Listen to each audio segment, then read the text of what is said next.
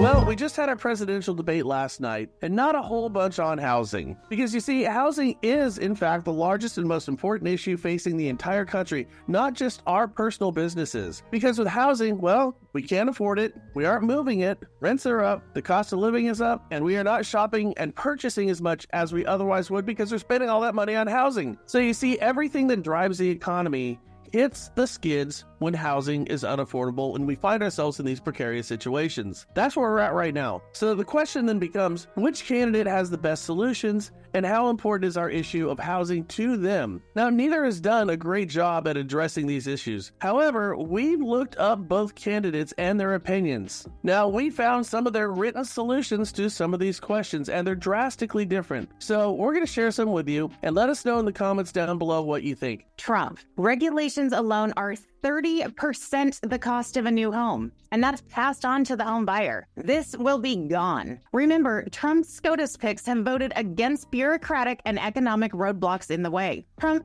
pledges to open up large portions of federal land for large-scale housing construction. These homes will be ultra-low taxed and ultra-low regulated. So at this point, it really hits at everything. It hits at the cost of acquisition, right? Because he's going to free up land at a lower price for builders. And since we cannot force builders to build because they know their new homes are sitting because of the prices of the homes. I don't know, perhaps 40 to 50% lower costs are going to help. Maybe prices going down by 30 to 40% with more builds are going to lower and entice buyers to the table to buy these homes. And maybe, just maybe, lenders are going to see this benefit and they will lend for builders to build at lower rates right now because that money's on the sidelines. So that's improved too. More homes, lower regulations, lower rates, lower land acquisition costs, or what we have right now, which is another housing tax credit, which only the richest can afford. It certainly hurts low to moderate income families as they cannot afford to buy these homes and realize those tax credits. That's kind of how I see it.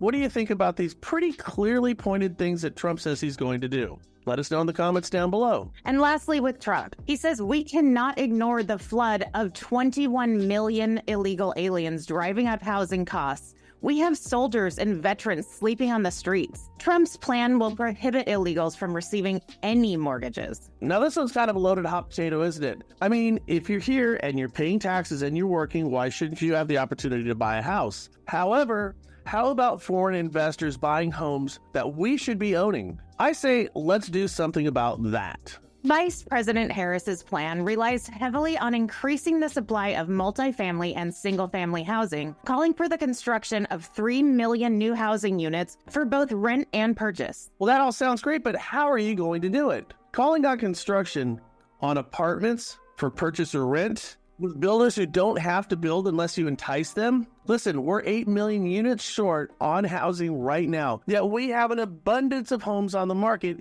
yet they're not moving. Okay, cheaper rent? Maybe we'll get that, but I say look at rents with corporate-owned monopolies on housing right now. They're acting like a cartel, and those rents, if not put in check, will continue to do as they're doing right now, go up. The plan would also double the Biden administration's proposal for a $20 billion housing innovation fund, quote, to support innovative methods of construction financing and empower developers and home builders to design and build rental and housing solutions that are affordable. All right, so $20 more billion in tax spending to fix housing to support innovative methods on construction. This is more rentals, and frankly, it's coming at a cost to me and you. It doesn't sound like it's going to make buying a house any cheaper in the future. The Harris-Walz plan focuses on stopping Wall Street investors from, quote, buying up and marking up homes in bulk. Well, that sounds good, if not great.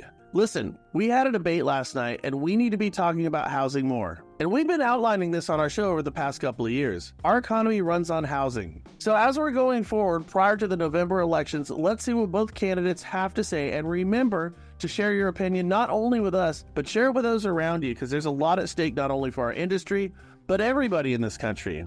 I hope this helps, and thanks a bunch. Hey, listen, guys, Carl White and the Marketing Animals, they do a great job with their breakfast club. Do me a favor and tune in one of these mornings. Frank Gray, you know him. He runs it and he's doing a fabulous job. And I think it is a good way for you to start your business day, especially during hard times. So click the banner down below and make that happen.